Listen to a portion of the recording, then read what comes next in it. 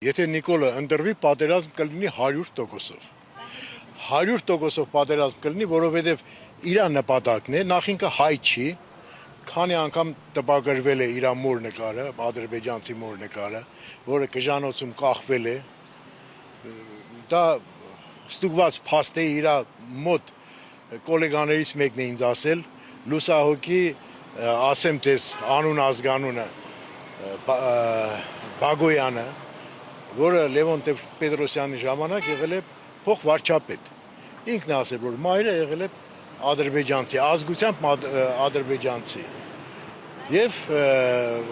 գժանոցում կախվել է։ Հիմա ինքը Նիկոլը մոր վրեժն է լուծում։ Հայերից մոր վրեժն է լուծում։ 200-ից